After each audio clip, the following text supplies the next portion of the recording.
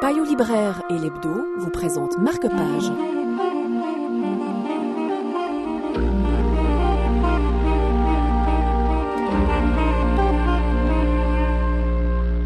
Seul dans la foule déchaînée, c'est bien ça qui définit la vie de Golden.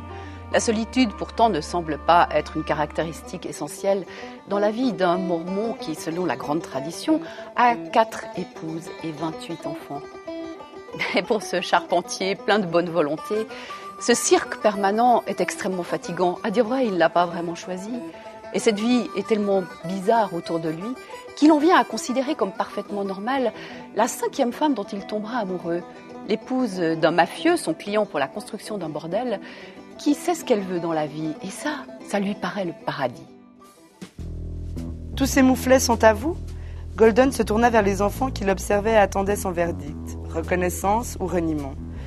Il poussa un soupir. Ouais, c'est les miens.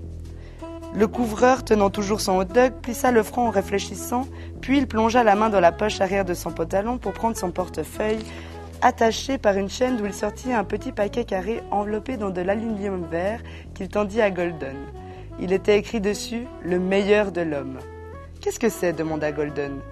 Donald promena un regard pensif sur les enfants, s'avança d'un pas, et dans un murmure qui s'entendit à 15 mètres, il dit « Ça, mon ami, c'est pour éviter que vous ne puissiez pas les compter à la table du dîner. » Il serait facile d'imaginer qu'en peignant l'incroyable tribu de Golden, Barry Udall ait l'intention de critiquer les Mormons et leur mode de vie. Et c'est beaucoup plus subtil que ça. Avec beaucoup d'affection pour son personnage et pour son incroyable famille, il juxtapose des passages qui non seulement racontent l'aventure de la tribu, mais les dialogues intérieurs des personnages. Et à dire vrai, c'est plutôt les clichés sociaux qu'il critique à travers cette histoire. De ce point de vue-là, le plaidoyer pour la polygamie présenté par le père du personnage est un véritable morceau d'anthologie. Payot Libraire et l'Hebdo vous ont présenté Marque-Page.